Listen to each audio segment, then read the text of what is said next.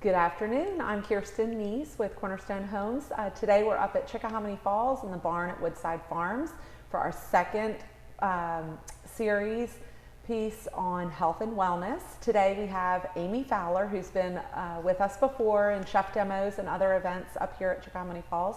She's a wellness advocate in the Richmond area, and we're really pleased to have Amy with us again to share her knowledge and her journey. So welcome, Amy. Thank you.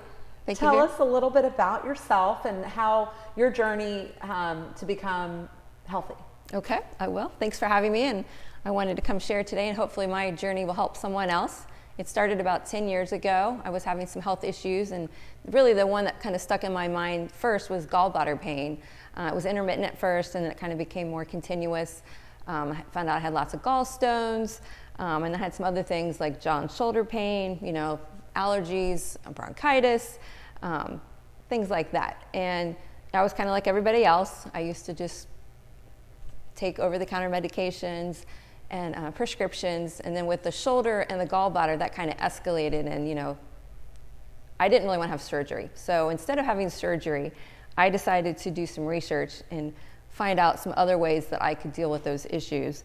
And they ended up being more holistic options. So that's kind of what started the deep dive into my journey. Gotcha. And so when you went on that journey, what was the first thing you did to kind of get the ball going, and what really gave you energy to really go down this path? Okay, well, that leads me into my 3 tips, which the first one is educating yourself and then sharing your knowledge. And the first thing I did, I remember distinctly, was watching the documentary Food, Inc.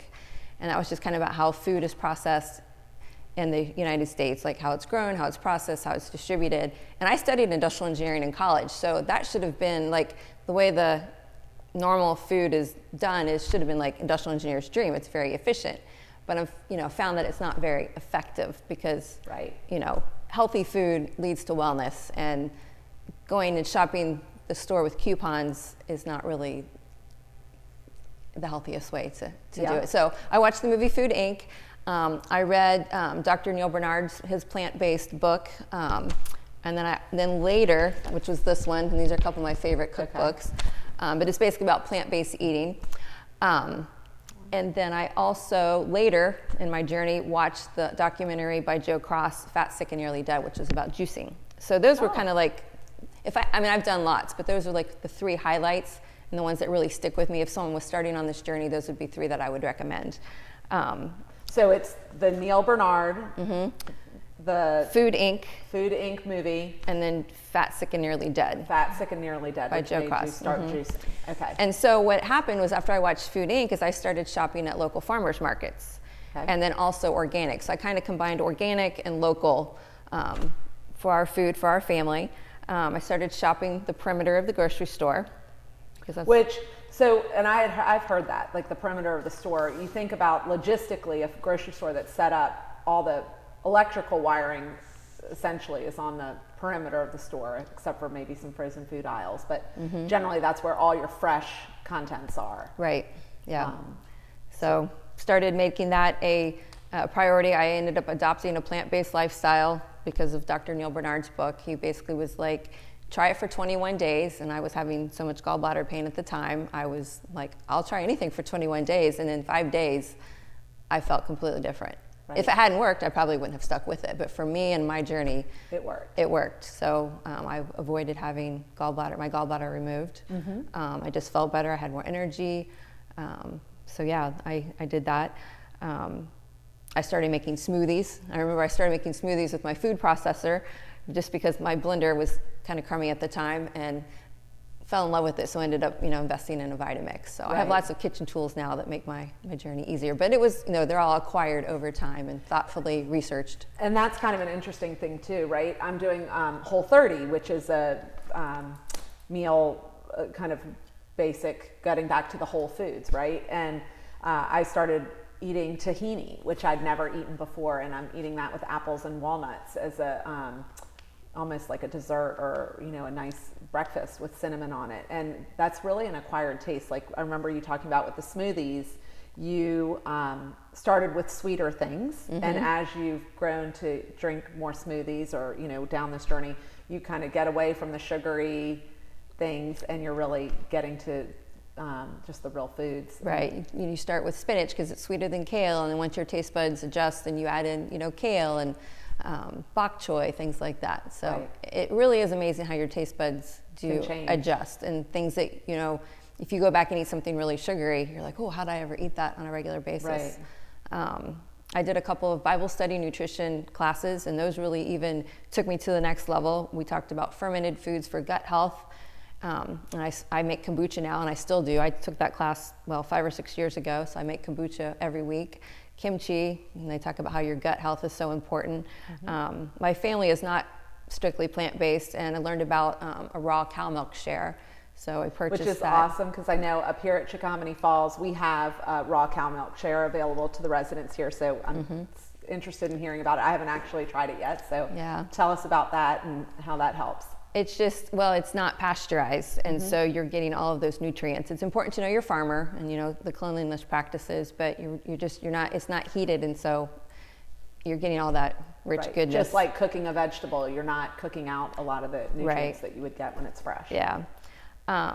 For my shoulder issues, I was doing physical therapy, and that helped a lot, but I still wasn't quite to where I was, and so I was referred to a surgeon, and we did and this was kind of way earlier in my journey, and I did a couple of cortisone shots, which they only provided temporary relief. They did not fix the problem. And so kept doing physical therapy, and then we also added in, and I didn't want to have surgery, because it was weird. If I would get into a hot shower, I had full range of motion, no problem. And I mentioned that, to the surgeon, and anyway, we agreed to disagree, and I decided I didn't want to have surgery. So we added in trigger point dry needling, and I started juicing. And I was juicing and having ginger a lot, and ginger is really great for inflammation. And turmeric is great for inflammation, beets. And so with the trigger point dry needling and the juicing and the stretching, because I kept doing my physical therapy stretches, and I still share those to this day, and I did some this morning, that took care of my problem. That's so fantastic. I really reduced the inflammation. So that was the second surgery I was able to avoid. Just looking at my notes because I have so many. So the juicing and doing some cleanses, which doing a cleanse really resets your taste buds and your taste palate too. Right. And it doesn't have to be a 30-day thing. It can be 1 or 2 days. And it's so fascinating to me, your journey. You're obviously, 2 feet in and way deep into it. And for somebody like myself that sort of dabbles in it every now and again, like January, I'm trying this and different things, and I like to eat good fresh foods. It's great to hear what you're doing and how to take just little bits of it, like eating ginger or increasing turmeric, and like you can put that in a sparkling soda or not a soda, but a sparkling water or different things like that, or just incorporate it into your recipes more. Right. Like every morning I have warm lemon ginger water. And so since I have a juicer, I will juice the lemon and the ginger like a week or 2 at a time, and I'll freeze it in cubes and I'll plop a cube. But if you don't have a juicer, all you have to do is squeeze half of a lemon, grate a little bit of fresh ginger, add some warm water. So there's ways to do it that's easy, as you go along. And even something like that, and some people add apple cider vinegar, which is another huge thing. And with the Whole30, there's no alcohol. So my husband and I are doing that at night. Like we'll have a seltzer with the ginger and the lemon and cayenne in it and everything. It tastes like a little cocktail. So it's kind of nice. Yeah, I do add the splash of apple cider vinegar, and I've played around with different ways to do that. So I do add a splash of that, and I'll even add like a small little, maybe half a teaspoon of coconut oil, and I'll even add some of my oils like lemon and ginger and turmeric just to even amp it up a little bit more. So great. Yeah.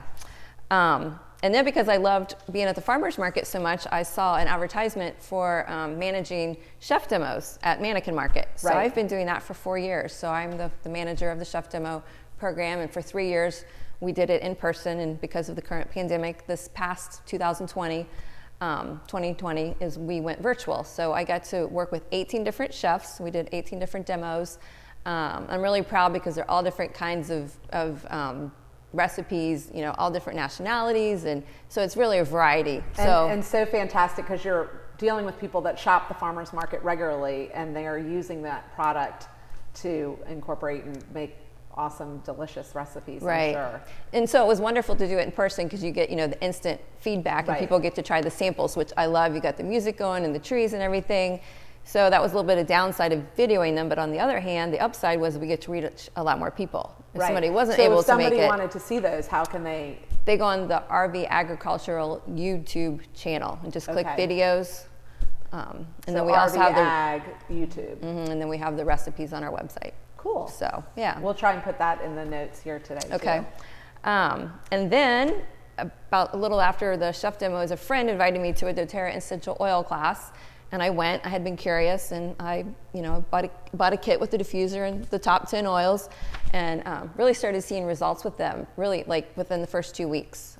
So I'm so curious because you talk about your oils, and I hear about them, but I know zero. Tell me a little bit about what an essential oil is and how it helps. Like, it basically comes from the plant. They're either like cold pressed or they're steam distilled. And with doTERRA oils, there's a code on the bottom. There's an expiration date and they last for a long time, but there's a code and you can go to doTERRA Source to You and it'll tell you all about that oil. Because you see oils have become very popular again. And if you go to a store, a retail store, and you see that most of the oils are like $9.99 or some are $9.99 and $13.99, you know that they're not pure. They've been adulterated or synthetics or something, because like lemon oil is a lot less expensive to make than frankincense. And so the oils should not all be the same price. So that's like your first key for looking for purity. So you have to do your homework. Luckily, when I was interested, I started with doTERRA and I know how they're pure. So I didn't have to kind of like go through that learning curve. And you use them in your recipes, but right before we started, you rubbed some on for energy. Yeah. So there's all kinds of things for it. Yes, I use it for immunity. You can use it for like sleep and relaxation. You can use it for like occasional seasonal allergies. I used to take allergy medication over the counter, and basically I use lemon, lavender, and peppermint, and you can diffuse it. You can put it in a roller bottle. But the cool thing is like an over-the-counter allergy medication, it's got one use. Right. And it might have some side effects. Whereas with lemon, lavender, and peppermint, I can use lemon in my water. I can use it for like cleaning. I can use it, citrus oil, it's a citrus oil, so it's energizing and uplifting. Peppermint you can use for digestion. You can use if you're hot, like at your kid's soccer game. It's energizing also, so you can use wild orange and peppermint together. When I do long drives, I'll diffuse those in the car. And then lavender is great for relaxation, for calm. It's great for chefs or any at-home person. If you burn yourself, if you get a sunburn, you can apply that one. We usually always recommend that you dilute the oils with coconut oil, but lavender, if you get a burn, you can apply that right to your skin. And if it's a child and they're upset because they have, they burn themselves, then you're calming them down and you're calming their skin. That's fantastic. I need that. I'm like the person that burns their hands constantly in the oven. That's so cool. As you're talking, I'm thinking, oh, my daughter would really be down with that. That would be really cool. So I might need to try that. I would love that. I fell in love with them. They started working. I didn't originally decide to become a doTERRA wellness advocate, but people started asking me questions. I love to share, and so I help teach. We have a group, actually we have a group, I was first going to say locally, but they're actually kind of in the US, and we teach classes via Zoom right now. And we have intro classes every Tuesday and continuing ed classes. It's like an 8-week series every Thursday night. And are there fees for that? No, those are free. Okay. We really value the education. So how would somebody find out about those? I can give you my contact information and I would share that. And then you have to send them a link. Yeah, I just send them a link. I have a private closed Facebook group. I also have a website. So I can share that information and they can hook up with me. Perfect. Yeah. Yeah, and people can email you directly if they're interested in it. And what I love about it is with these top 10 oils right here, you can really address a lot of issues at home, which I think was even more important in 2020 when people were having trouble, going to the doctor. Obviously, medical care is great for like emergencies and urgent things, but there's a lot of things at home. It's just nice to have the confidence to know I've got that. I can take care of it. So I could like diffuse some of that and it would make my whole household energy go down. Yes. Balance is the grounding blend, and serenity is the restful blend. Oh, good. So those are actually two of my favorites. So yes. Let's see funny. what else. And it's funny because I was thinking back, my favorite childhood book was Florence Nightingale. So I feel like I'm like putting into practice a little bit of what she used to do. Good. So, which is completely opposite of like industrial engineering. But anyway, so I'm coming back around. Yeah.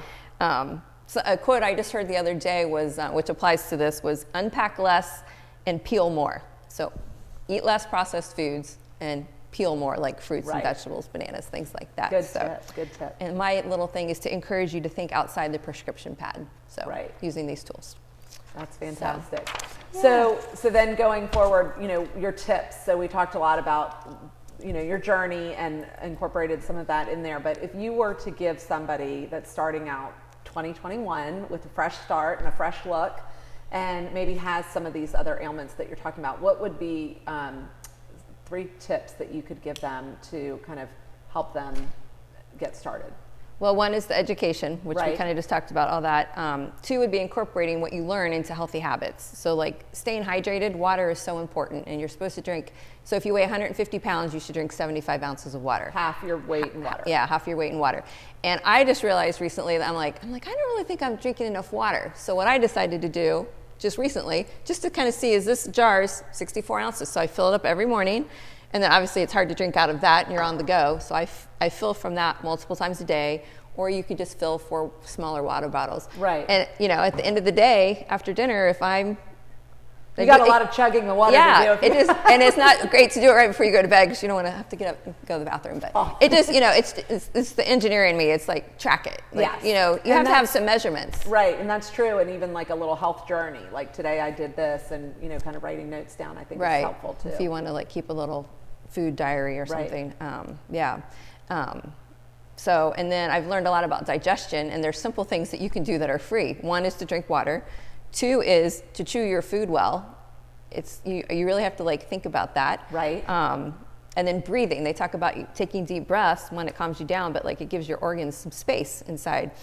None of us are like breathing like we should. Right. So take deeper breaths. Take deeper breaths. And the eating, chewing makes me think of my family's associated with the Naval Academy, and one of the things they do with them as plebes when they first come there, when they have to eat, and I'm not even sure they still do it, but I know when my brother and my husband went there, they had to be able to, you have to chew, and you can't speak until, your food's all gone, and it had to be length of time that you were chewing so that you could then speak and answer the question. And so it made you eat more slowly.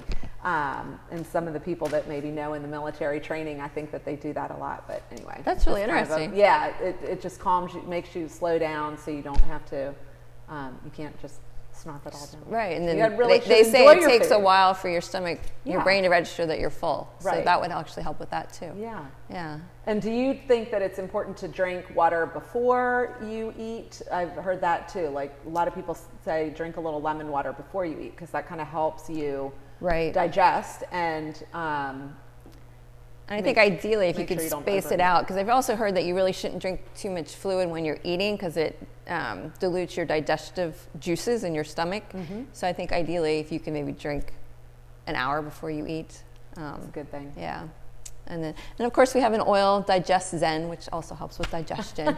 So colorful plate, which Blair talked about in her video last week, was Eat the Rainbow. Eat the Rainbow. Yep. Add in a smoothie or juice, like we talked about. It could be sweeter at the beginning, then you can, you're starting with juicing, you can have it be sweeter and then add in some more greens. And so this time of year, do you alter your smoothies? Like, are they colder in the summer months, and do you drink it more room temperature this time of year, or does that not affect you? Yeah, and like I probably wouldn't add ice this time of year, especially if I have some frozen fruit.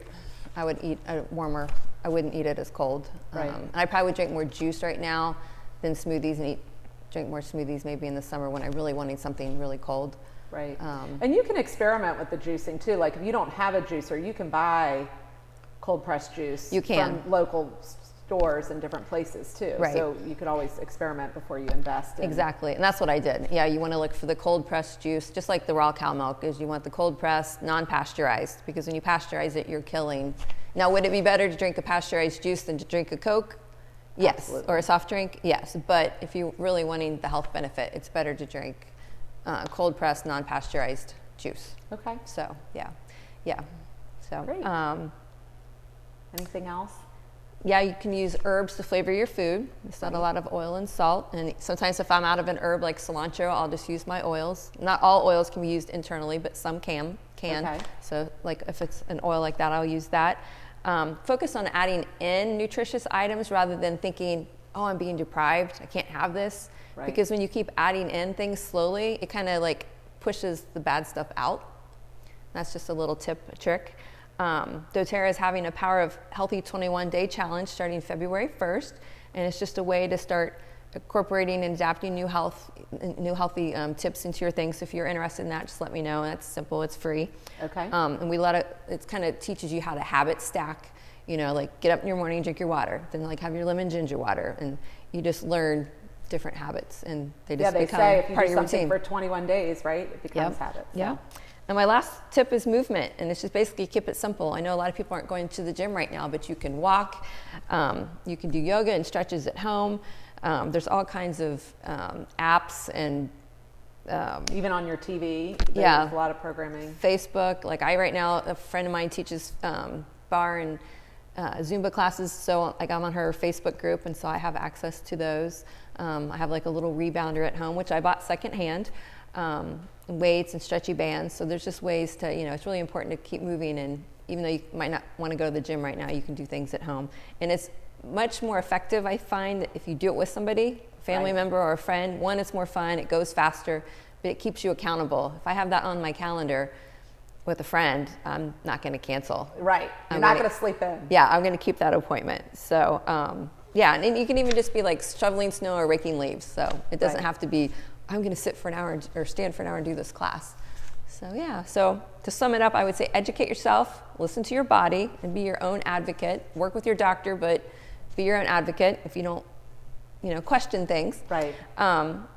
Add healthy habits for your food, your movement, and your self-care, and eventually they'll just become routine and you won't even think about them. Yeah. Yeah.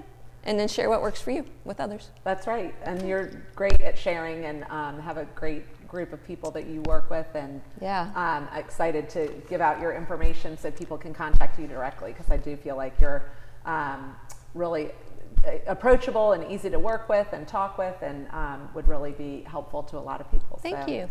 Yeah. Yeah, I love it. Well, Amy, this has been fantastic. We're so happy to have you out here with us again today, and I think it was super informative for everybody watching, and really excited to share this with everyone. So thank you. Thank and you. we'll share all your information and Okay. get everybody healthy for 2021. Great.